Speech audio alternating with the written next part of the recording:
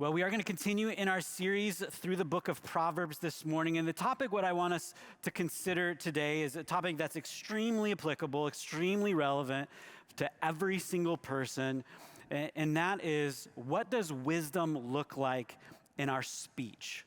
What does wisdom look like in our speech? And if you didn't know, the book of Proverbs gives a ton of attention to our speech. In fact, it's potentially the most prominent theme in the entire book of Proverbs. In fact, in our English translations, there are over 120 verses that include the words mouth, speech, lips, or words. That's a lot of attention given to the way that we speak. So it's pretty important. And we can kind of understand why, right? I mean, communication is just vital to life. It's basic to life, and it's crucial for life. And coming to grips with what the Bible teaches about our speech is so important for us, especially, I think, in 2023. Because we understand that we have far more avenues for communication than ever in history, right? Which means that the guidance for how we speak actually bleeds over to so many different areas of life more than ever before. And so while our verses, and we're going to look at a lot of verses this morning, while our verses use words like mouth and lips and words, we really can also extend those proverbs to say texts and emails and tweets and posts and so on and so forth. Again, communication is just a massive part of our daily life. In fact, just some basic statistics on communication just kind of gives us this picture of the enormous role of communication and words in our daily life. So for example, did you know on average, a person speaks around 16,000 words every single day? Now, a little less for some, a little more for others, right? For me, I probably only get near that on days that I'm preaching. That's the only time I talk that much. For others, I mean, you've nailed 16,000 words before lunch. Like, you know people like that. Like, that's nothing to you. On average, 23 to 27 billion text messages are sent a day worldwide. Not surprisingly, that varies by age, right? Those under 24 years old send around 120 text messages every single day. That number goes down as the age bracket goes up, obviously.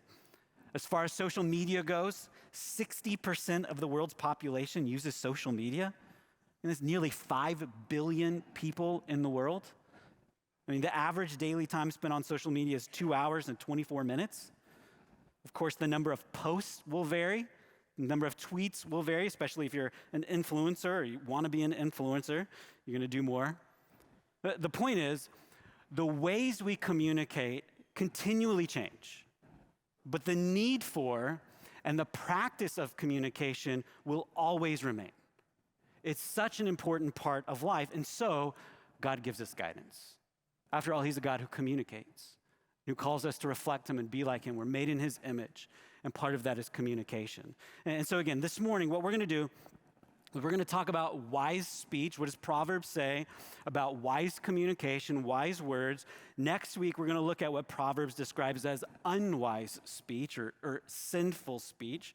And obviously, there's going to be some overlap between these 2 weeks because you've probably seen in Proverbs a lot of times it teaches by comparison and contrast. So like the wise do this while the foolish do this. And so you're going to hear both of those today. So there's a little bit of overlap, but obviously, with all of that attention given to speech in Proverbs, there's no way that we're going to be able to look at everything it says this morning or even next week about our speech. So what I want to do is just point out a couple general principles about wise speech, and we're going to bounce around Proverbs a ton. The guys were giving me a hard time this morning, saying, oh, we're going to cover half the Bible this morning. And I said, yes, half the Bible next week, because there's just a lot about it. A lot about speech going on, okay? So follow along as best as you can. As always, we post our manuscripts online with the sermon so you can go back and read and find references if you choose to do that, okay? So 2 big picture truths about wisdom and our speech, and I'm going to give 5 just specific characteristics of that wise speech, okay? So 2 big picture truths. Number 1, the first thing we need to grasp is that Scripture teaches that the way we use our words is a defining characteristic of the wise and the foolish. the way we use our words is a defining characteristic of both the wise and the foolish. In fact, in the book of Proverbs, we're introduced to two characters, and I call them characters because they're not real people. They're two metaphorical women in Proverbs, and what they're meant to do is to embody wisdom, and the other embody foolishness. Okay? And so in Proverbs 8, for example, we hear from woman wisdom. And listen to what the description is. This is Proverbs chapter 8, verses 1 through 9. It says, does not wisdom call? Does not understanding raise her voice? On the heights beside the way, at the crossroads, she takes her stand. Besides the gates in front of the town, at the entrance of the portals, she cries aloud. To you, O men, I call, and my cry is to the children of man. O simple ones, learn prudence. O fools, learn sense. Hear, for I will speak noble things, and from my lips will come what is right. For my mouth will utter truth. Wickedness is an abomination to my lips. All the words of my mouth are righteous. There is nothing twisted or crooked in them. They're all straight to him who understands and right to those who find knowledge. Well, there's a lot in Proverbs about this woman wisdom, but notice that one of her defining characteristics is her speech, that she speaks noble things in verse 6, that she speaks truth, she speaks righteously, she speaks for the betterment of others. In the next chapter, in Proverbs 9, we hear from woman folly, okay? We'll pick on verse 13. Proverbs 9, verse 13. It says, the woman folly is loud. She's seductive and knows nothing. She sits at the door of her house. She takes a seat on the highest places of the town, calling to those who pass by, who are going straight on their way. Whoever's simple, let him turn in here. And to him who lacks sense, she says, stolen water is sweet and bread eaten in secret is pleasant. But he does not know that the dead are there, that her guests are in the depths of Sheol. So again, in contrast to woman wisdom, we have woman folly who's loud, verse 13, which does not mean that fools have loud voices. That doesn't mean you're a fool. It just carries with it this idea of being restless, the stirring up trouble, being a negative influence on other people's lives, as the rest of that passage describes woman folly, that the fool destroys people with their speech. And we're going to give more attention here in just a minute to kind of those general characteristics of what makes speech wise and unwise, but we should just recognize it at the beginning that our speech says far more about us than just what's on our minds. In fact, notice what Proverbs 16:23 says, for example. It says, the heart of the wise makes his speech judicious and adds persuasiveness to his lips. Now, notice the connection between speech and the heart. That our speech reveals a lot about our character. In other words, what you say and how you say it reveals your heart, not just your opinion. That again, our speech reveals whether we're wise or foolish in heart. Wise speech reveals a wise heart. Foolish speech reveals a foolish heart. And again, this is really important for us because I think we are tempted to think that speech or communication really is just the overflow of our mind. And it is to some extent, but it's also the overflow of our heart. That the health or lack of health spiritually in our lives or of our heart is an indicator, or in our speech is an indicator of the health or lack of health of our hearts. Of course, Jesus taught this too, right? This is Luke 6, verse 45, for example. Jesus says, the good person out of the good treasure of his heart produces good, and the evil person out of his evil treasure produces evil. For out of the abundance of the heart, his mouth speaks. And again, our speech reveals our character, whether we're wise in heart or foolish in heart. We're spiritually healthy or spiritually unhealthy. And I mean, I've heard people say about someone else, man, the thing I really appreciate about that other person is, man, they just say what's on their mind. There's no doubt knowing what they're thinking or what their opinion is. And they say it as if that's the most important quality we can have. But it's not. Because they're not only communicating what's on their mind, they're speaking their heart. They're communicating what's going on in their heart. It also matters what they're communicating, and it also matters how they're communicating it. And Proverbs is very clear about this, that it reveals what's going on. Again, this is, I think, super helpful for us because if you're ever unsure kind of about the state of your heart, how you're doing spiritually, if you're healthy or unhealthy in this season, one of the helpful measurements, one of the helpful gauges is to gauge your speech. Maybe it's good for you to just kind of ask yourself the question, or maybe better, it's better for you to ask someone that's near to you, that you communicate with often, to ask, how would you characterize my speech? Like, what do I talk about most? How do I talk about it? Why do I talk about it? And Proverbs is bringing out this idea that if we're able to gauge our speech, it is an indicator of our spiritual health, whether we're wise or foolish, spiritually healthy or spiritually unhealthy. So again, first big truth, the way we use our words is a defining characteristic of the wise and the foolish. The second major truth I just want to point out this morning is that Proverbs presents wise people as people who understand what they say and how they say it as having tremendous consequences. Wise people understand that what they say and how they say has tremendous consequences. So for example, Proverbs 18:21, a very well-known proverb, says, "Death and life are in the power of the tongue, and those who love it will eat its fruits." Now, first, it's important to understand what that verse is not saying. That proverb is not saying. It is not saying that you and I have some kind of divine ability to kind of speak things into existence, like a better job or financial prosperity or physical hearing. There is a stream of theology that would teach that would say, we do have that ability, and they use this verse as the foundation of their teaching. They would say our words really are really so powerful that all we have to do is, just declare something, and it will come true, because death and life are in the power of the tongue. Danielle, my wife, and I, we're just like most couples. We have those moments when we just can't decide what or where to eat. You guys understand that's a daily experience, right? And so she'll say to me, "Hey, what do you want?" And I'm really low maintenance, and I have a really low standard, so I really just don't care most of the time. I'm usually happy with just about anything. And so I'll say, "I don't care. What do you want?" And my wife is just too sweet to say what she's thinking and what she really wants, because she wants to be accommodating to me and to our kids. And so she'll say, "No, it doesn't matter," but I know there's something that she's wanting. And so I just often say jokingly, "Name it and claim it." In that case, she really can speak into existence what we'll have for dinner. Because I don't really care. Whatever she says, let's do it. Let's go.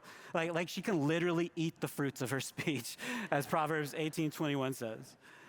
But pretty much everything else in life, the things that are out of our control, you understand, we don't have the creative speaking power to declare things to be real, right? Like only God has that power. And so we don't declare things like physical health. We don't declare things like provision. What do Christians do? We pray to the one who can do those things. And then we trust him with his goodwill in our life. So it's important to understand. So having this power to speak reality into existence is not what this proverb says. So what does it say? What it is saying, and so many other proverbs teach, is that there are tremendous consequences of our speech, both good, characterized by life here, and bad, characterized by death here.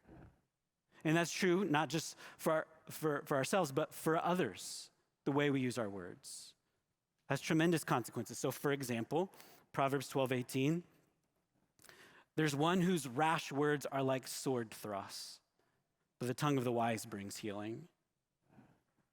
Sometimes we use our words as weapons, don't we? And why do we do that? Because we know it's effective. We know words hurt, and we want to hurt someone, and so we say that thing that hurts them. And if you've been on the receiving end, you know that to be true. Proverbs 12:25, jumping down, "Anxiety in a man's heart weighs him down, but a good word makes him glad." That there's a way that I can speak to someone that actually encourages them and builds them up. We'll talk more about that in a minute. So there's tremendous consequences in the way we use our words for other people, but also for ourselves.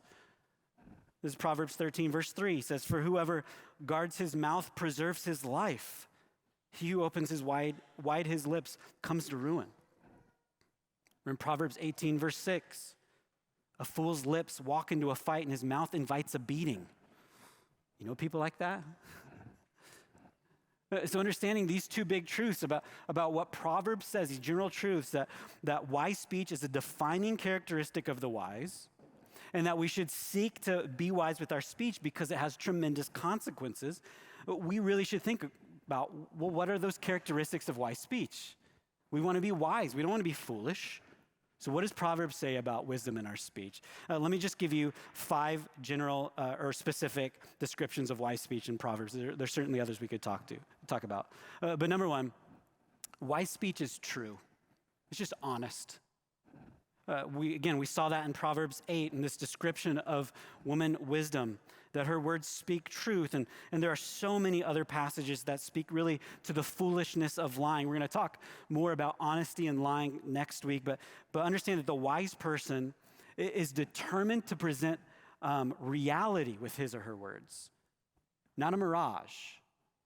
We want to present what's accurate and true and honest, because there's no wisdom in ignoring reality. It's not wise. There's no wisdom in twisting situations into something false. Because when we speak truth, when we speak only true things, what it does is it enables everyone else to know what's true so they can actually function according to reality. Like wise people know that lying, beyond being an offense to our truthful God, lying only creates chaos and confusion and problems down the road. And so wise people aren't tricked into thinking, well, I can bend the truth a little bit and there won't be any consequences down the road. Wise people say, no, actually the best thing, not only to reflect our own honest God, is actually I'm just going to speak truth. I'm be honest. Besides, again, we're made in the image of God. We're to reflect the one who only speaks truth. Again, we're going to talk much more about this next week. So we'll move on to some other examples. Number 2, wise speech is life-giving. Wise speech is life-giving. This is Proverbs chapter 10, verse 11. It says, "The mouth of the righteous is a fountain of life, but the mouth of the wicked conceals violence." I mean, we all know that our words have the ability to just do incredible damage to other people, but they also have this ability to do incredible good for others. I can, and I'm sure you can as well. I can just think of several times when someone has spoken a word of encouragement to me, whether that was in person, face-to-face, whether that was a text message, whether that was an email, whatever, and it just did good for my heart. Maybe I needed it, and they just said the right thing, and it just breathed this new life in me to face whatever I'm facing, to assuage any doubts I have, to assuage any fears I have, to any concerns I have. And in fact, I received a card just this week with incredible, encouraging words, and it was a blessing. And so the wise speak in a way that brings life to others. And I think the reason is because there's this great wisdom in knowing that most people are just in need of encouragement. As a pastor, this has probably been one of the most important lessons I've had in ministry, is that people need the gospel first and foremost, but I will never meet someone that doesn't need some kind of encouragement. And you won't meet someone who doesn't need some kind of encouragement either, because we know life is tough. In fact, I really like how one Christian author who teaches on communication, he describes the goal for Christian speech. He says, we should strive to be servant communicators. And it's just a great example, a great phrase. That is, we want to leverage our words. We want to steward this ability we have well. That people who follow Jesus, the one who came to serve and not to be served, because we follow him, we're called to serve others. And we do that not just in our actions, as important and right as that is, but also in our speech. That again, I want to steward this ability that I have. I want to steward this opportunity I have to serve other people. And so often, the goal of our communication is so much different than that, isn't it? Certainly sometimes we just need to convey information. That's just surface level conversation, and that's good and right and important. But oftentimes we speak with other motivations, don't we? That we just want to share our opinion to impress other people. Or we want to get things off our chest to feel better about a situation. or we want to cut someone down to feel better about ourselves. But what if, instead of thinking only about sharing your opinion, you thought, man, how can I use this conversation? How can I use this medium, whether that's text message, social media, whatever? How can I use it to encourage and build up this person? How can I say something to bring life to them? Like, how can my words be a fountain of life? How can I serve them best in this interaction? And Proverbs says that's the righteous and wise thing to do, is that we understand the power and ability we have with our words, and we leverage it to serve other people well. We want to encourage and be life-giving in our speech. A third characteristic is that wise speech is gracious and gentle. It's gracious and gentle. This is certainly not the champion quality of speech in our hostile age. I mean, even among Christians, but understand, the Bible calls us to be gracious and gentle in our speech, and for a number of reasons. So, for example, gracious words are those words that produce life in others. That if we really do want to serve people and we really want to be life-giving in the way that we speak to people, that's done through gracious and gentle words. So for example, Proverbs 16:24 says, gracious words are like a honeycomb, sweetness to the soul and health to the body. Or Proverbs 15:4, a gentle tongue is a tree of life, but perverseness in it breaks the spirit. And I think we often think that truth and truth alone is what people need. Right? So as long as what I say is true, then it really doesn't matter how I communicate it, but that's just not true. How you speak is important as well. And wise people know that, again, gracious and gentle words are life-giving, but they're actually more persuasive. They're more persuasive. Listen to what Proverbs says about this. This is Proverbs 15, verse 1. A soft answer turns away wrath, but a harsh word stirs up anger. Or Proverbs 22, verse 11, he who loves purity of heart and whose speech is gracious will have the king as his friend. Or Proverbs 16:21, the wise of heart is called discerning, and sweetness of speech is very plainly increases persuasiveness. And so when you find yourself in a disagreement, you find yourself in a conflict, whether that's in person or online, what's actually most persuasive is wise speech that's gracious and gentle. Like, understand, no one is persuaded by name calling. No one is persuaded by rudeness. No one is persuaded just because you type in all caps and you use clapping hand emojis. It's not persuasive. This doesn't mean we don't speak things that are true, sometimes firmly. But the Bible's clear that the default posture of the Christian, or Christ-like posture, is gentleness and graciousness. Like, I'll regularly see someone on Twitter or Facebook just kind of defend just mean speech, just rudeness in the way that they interact with people. And the way they defend it is by pointing to that scene in the Gospels, if you remember, where Jesus, overthrows the money changers' tables and, whips them and gets them out of the temple. And they'll say, see, I'm just being like Jesus, right? This is Christ-like. He wasn't just gentle all the time. But what happens is, then their posture to everyone in every post is just like that. It doesn't even matter what the conversation is about. That's their default posture. First of all, Jesus was right in his actions, right? There is such a thing as righteous anger. But don't pattern all of your speech as if Jesus just went around yelling at people and calling them names all the time. And we follow the one who's gentle and lowly in heart, authoritative, but also compassionate and gracious. And that's what it means to be Christ-like. In fact, Paul, he describes his communication with the Corinthian church as being done by the meekness and gentleness of Christ, as 2 Corinthians 10. Peter says that we're to be able to give an answer to those who ask the reason for our hope, but we do it with gentleness, 1 Peter 3:15. That Paul instructs all believers everywhere to make their gentleness evident to everybody around them. It's Philippians 4. So again, wise and Christian speech is gentle and gracious. A fourth thing, wise speech is controlled. It's controlled. Proverbs 17:27-28, for example, whoever restrains his words has knowledge, and he who has a cool spirit is a man of understanding. Even a fool who keeps silent is considered wise. When he closes his lips, he seemed intelligent. I love those verses. I love that description of what it means to have a cool spirit.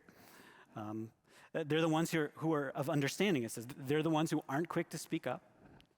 They aren't quick to make their opinions known. They don't run off at the mouth.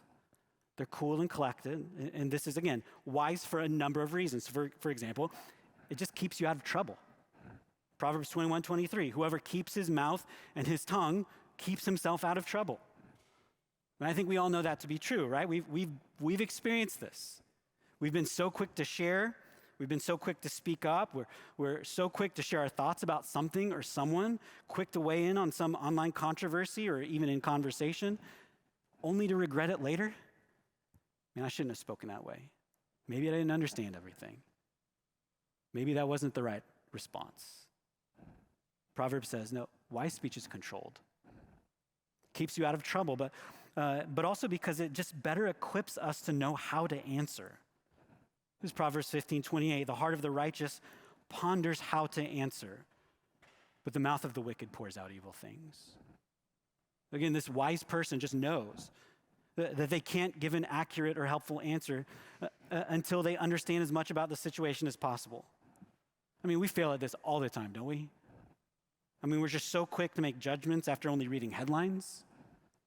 We settle into one tribe or another tribe without any real interaction or conversation with someone from another tribe. We give quick rebukes when we only know part of the story. Or on the flip side, we give quick affirmation before hearing the ways that maybe they've contributed to a conflict. I mean, there's just so many different ways. But the wise, on the other hand, Proverbs says, you know what? I need more information before I can make any kind of definitive statement or opinion. I want to know as much as I can before I weigh in and get in the middle of it. I mean, the wise are controlled in their speech. One more characteristic, that the wise speech is humble. It's humble. There's Proverbs 27:2, for example, let another praise you, and not your own mouth, a stranger and not your own lips. Proverbs 30:32, if you've been foolish, exalting yourself, or if you've been devising evil, put your hand on your mouth. In other words, shut up. Can you think of someone who's always exalting themselves? Can you think of someone who's a one-upper? Right, that person who, no matter what someone is talking about, they've had a bigger or better experience or a greater knowledge or expertise. I mean, I can think of those people. Anyone been that one-upper? I have. More than you. Just kidding. Anyone tempted to praise your own accomplishments on social media? I have. Right? And by the way, it's okay to share good things happening in your life online. It's good. I mean, when you invite other people into the things that you're rejoicing about, it just multiplies joy. That's a good thing. That's part of community. That's a great thing. But understand, there's a fine line between inviting someone to rejoice with you and inviting others to praise you. And so often our motivation is the latter, right? But the wise know, you know what? That's not a good look. In fact, what we're doing is we're trying to impress other people, but actually it does just the opposite. Because we can sense it. We can see it. And so the wise say, you know what, I'm just going to follow Jesus. I'm going to serve others. I'm going to allow others to praise me if they decide to, and if not, that's okay. Again, so wise speech is humble. Again, there are so many other characteristics of wise speech we could go on and on about. I would encourage you to read through Proverbs and try and pick those little pieces out. Again, there's over 120 verses of it. But again, I know when we look at lists like that, it's so easy to say, man, that sounds nice. That sounds great. I want to speak like that, but I know I don't. I mean, I fail at that all the time. We all do. In fact, my guess is we're going to identify way more with speech next week when we start talking about foolish and unwise and sinful speech. We say, man, I can think of those conversations. I can think of those words that I've said. That easily fits into those categories. And of course, when we talk about speech, it's always easy to identify other people. Man, I know other people who talk like that, and they are wise in the way that they speak. I know other people who are unwise in the way that they speak. But it's humbling to realize, you know what?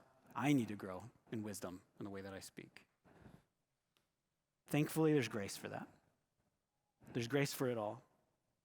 And of course, we don't know everything that Jesus said. We don't know every conversation he had, every interaction he had with people. We don't know all of those things, but we do know that Jesus is wisdom himself, that in him are the treasures of all wisdom and knowledge, Paul says in Colossians chapter 2.